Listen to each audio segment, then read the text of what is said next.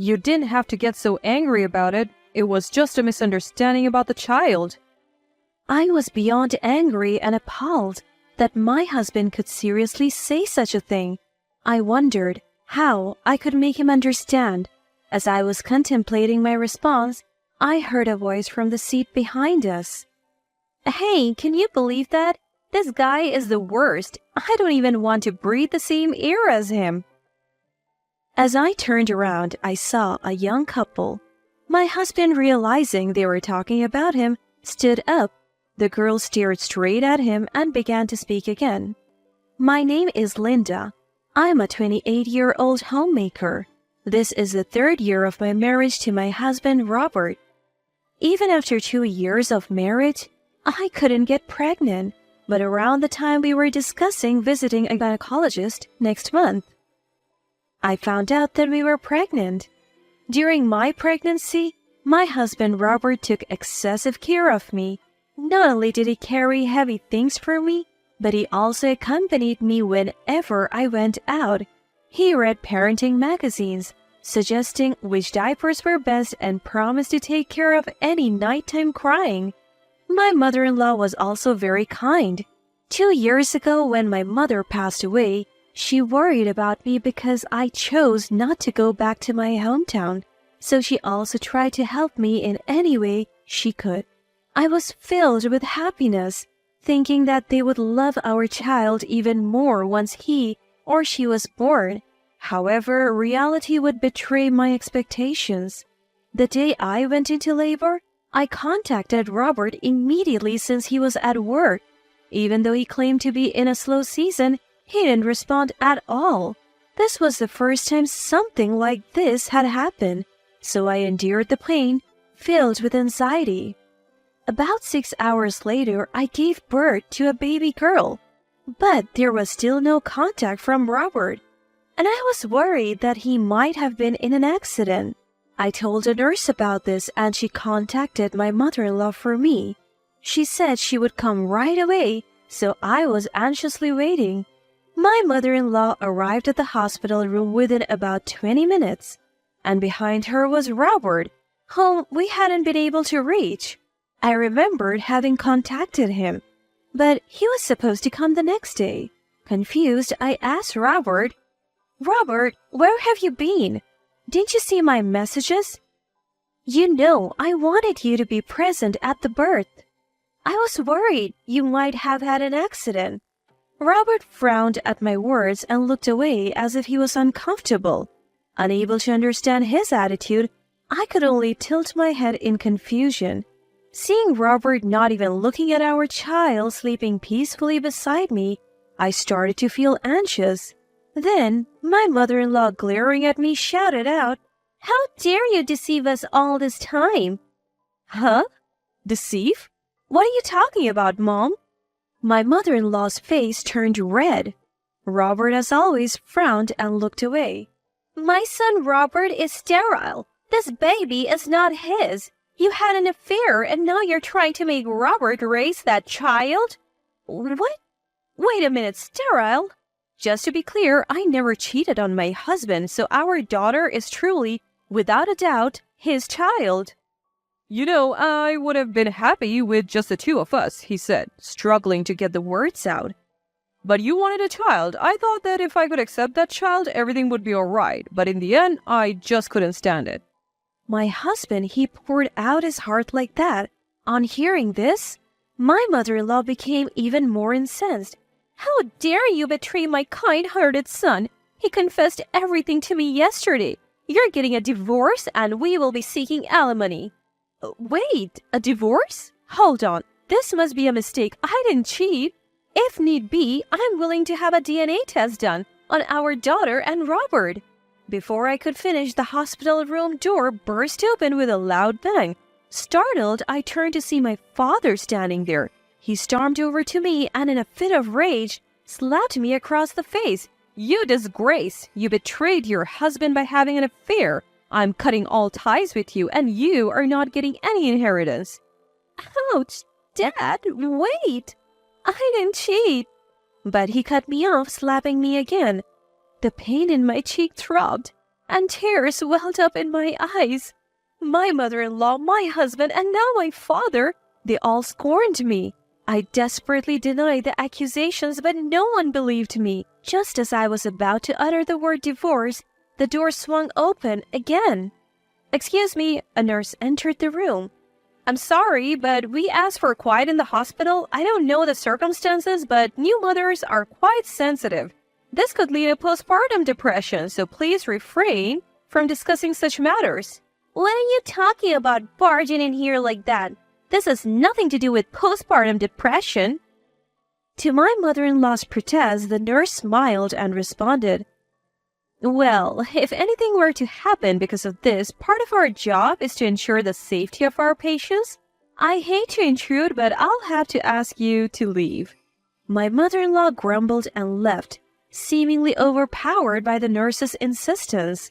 My husband and father also left the room, and finally tranquility returned. "I'm sorry, I didn't mean to cause trouble." "Don't worry about it. Our job is to protect the mother. Besides, I know for a fact that you, Linda, wouldn't have an affair." The nurse called me by my name, and I looked at her. I must have met her somewhere before, but still not able to place her, she smiled at me. "I have lost a lot of weight since then, so I can understand if you don't recognize me.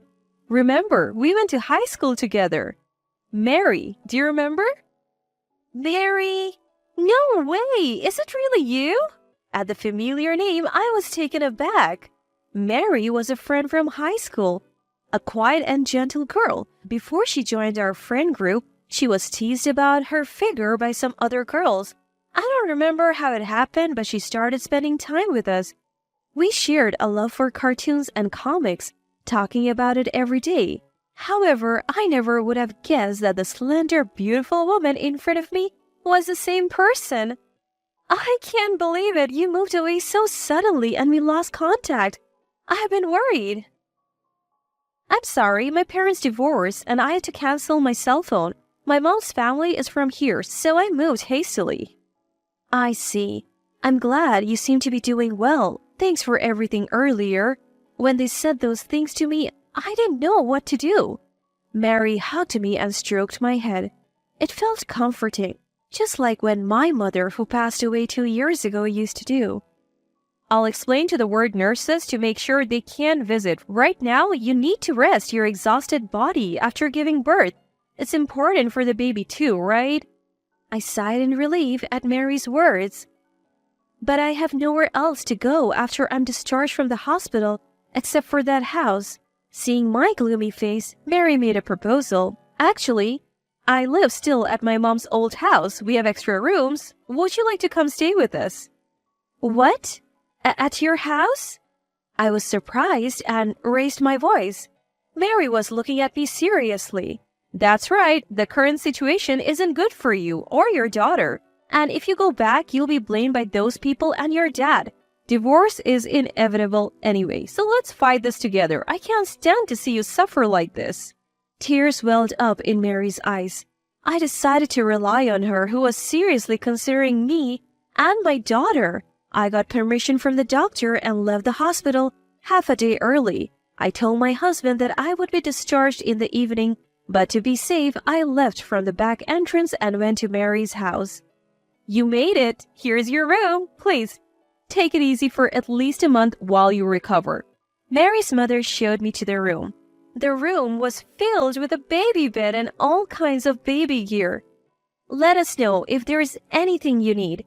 I cried tears of gratitude for Mary's kindness. After I finished breastfeeding and had a break, Mary's mother started to talk. "I have a hunch about this. It's hard to say, but I think your husband is probably cheating. My ex-husband was thinking the same thing back then." Hearing Mary's mother's words, it felt like I had been hit over the head with a blunt object. But at the same time, I couldn't help but agree, because recently, there were many times when I couldn't contact my husband during the day. He works at my father-in-law's company doing sales. It's not a large company, so they were flexible, allowing him to work from home outside of client meetings. when I had morning sickness and giving him time off for every prenatal checkup. However, he started telling me he was busy about 6 months ago, and I often went to the checkups alone. Even when I sent him a shopping list during the day, he often didn't read it. I didn't suspect him of cheating because he said he was busy and he was home every night except when we were invited to my in-laws' house. A private investigator who helped me back then is my relative. He can introduce a lawyer as well. If nothing comes out of the investigation, that's good. But don't you want to know why he suddenly said those things? I nodded at her words. Mary's mother immediately contacted that person and they started the investigation the next day. About 2 weeks later, the information that the detective brought was just as Mary's mother had said. I can't believe this is happening. I burst into tears and Mary held me until I calmed down. The woman my husband cheated on me with was in her early 20s. She seemed to have joined my father-in-law's company half a year ago. She was a stunning beauty and all the men in the office were head over heels for her. Apparently, my husband was no exception. He ended up driving her home from a company-held summer party when she had too much to drink, and that's when their physical relationship started. After that, they would say they were going out for business in a day, but they would be at a hotel or her place doing God knows what. And what surprised me the most was that my mother-in-law knew about this woman and even welcomed her, apparently. She had been hoping for a granddaughter and dreamed of beautiful children when she found out the mistress was young and beautiful. She encouraged them to go on dates during work hours and actively cooperated. She even helped cover for him when he claimed to be on business trips and was actually vacationing or staying overnight with the other woman. The woman was even apparently going to a gynecologist to work on getting pregnant. It was dizzying. What a despicable bunch. Linda did nothing wrong. Mary was trembling with rage next to me, stunned. Linda, what do you want to do? Do you still want to continue this marriage after all this? No, I have woken up to reality. I am going to get him to pay proper damages. That's right. That's the way to go. We are with you all the way. Don't hold back when you're hurting. Just let it all out. I'll call the attorney now. Let's get ready. Mary's mother briskly began making preparations. The attorney went through the documents as soon as he arrived. This is unbelievable. Let's start with a DNA test. We'll clearly demonstrate that you have done nothing wrong. I nodded in agreement. We incorporated a DNA test into the divorce conditions along with providing proof. The response from my husband was a resounding no. It's obvious if they tested, it would prove his blood relationship with the child. His side was trying to avoid testing, but the attorney didn't relent and the test was performed. It was officially recognized that the child was his, and then I demanded a divorce and damages. Of course, I also claimed damages from the mistress. The mistress had only told her parents she was planning to marry the president's son. When they found out he was already married, they were absolutely livid. After they covered her share of the damages, they apparently threw her into a relative's motel. My husband, the moment the other woman was gone, refused to divorce. I was fooled. The only one I really love is you. When he said such clinched lines over the phone, I thought I was going to throw up. The attorney did his best, but the divorce discussions weren't progressing. So as a last resort, we decided to have a meeting with my husband and the attorney. The meeting could have been at the attorney's office, but to avoid any violent outbreaks, we decided on a diner a little ways away from where we live. The moment my husband saw my face, he broke down in tears. It was clear performance and I showed my disgust, but he was too absorbed in his own crying to notice. Now, about the divorce, why the hell is a stranger pushing the conversation forward? My husband's scream echoed through the diner. Well, he is my lawyer, isn't he? Don't yell, you're causing a scene in the restaurant. At my words, my husband looked dumbfounded for a moment but quickly broke into a laugh. Come on, we aren't divorcing, so why need a lawyer? Send him home and let's talk about our future, just the two of us. Come on, stop being stubborn and come back home. Your mother is waiting too. It was just a misunderstanding about the kid. You don't have to get so upset, do you? I was beyond angry at my husband, who could say such things in earnest. I wondered how I could make him understand. I was thinking of a reply when, "Hey, can you believe it? That guy? He's the worst. I don't want to breathe the same air as him." I turned towards the voice coming from the seat behind us, and there was a young couple. Realizing that they were talking about him, my husband stood up, but the girl just looked at him straight in the eye and said, "How can such a jerk really exist? Hey, promise you won't turn out like him." Of course, he is not only a failed man but a failed human being too. Being ridiculed by someone much younger, my husband's face turned red with anger. What could you kids possibly know? Adults have their own circumstances. Stay quiet. How can you deny your wife and child? What kind of circumstances can justify that? I don't understand and I don't want to. The high school girl snapped back at him, and my husband was left speechless. I handed my husband the divorce papers and documents detailing alimony and child support. "There is no point talking to you anymore. If you won't sign this here, shall we meet in court?" Court? Wait a minute. Don't talk like that. If this goes to court, it could affect my father's company's reputation. The company of the man I'm divorcing is no longer of my concern. Hearing my words, my husband sank to the ground. He signed the papers in front of him and stumbled out of the restaurant. Afterwards, I submitted the divorce papers and was granted a divorce.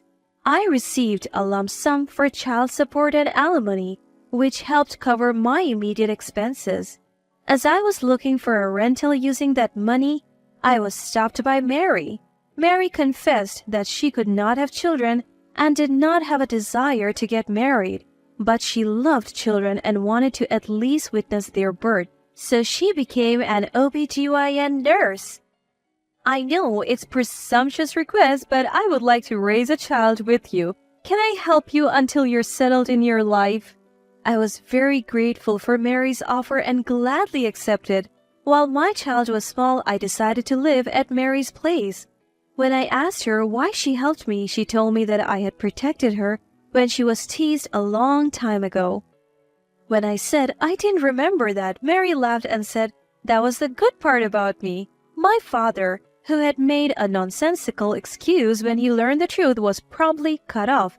About 2 months later, he sprained his ankle falling down some stairs. He called me asking to take care of him because he couldn't move, but I hung up after saying, "We have cut ties." Although parenting was overwhelming, I decided to live my life to the fullest while protecting my daughter.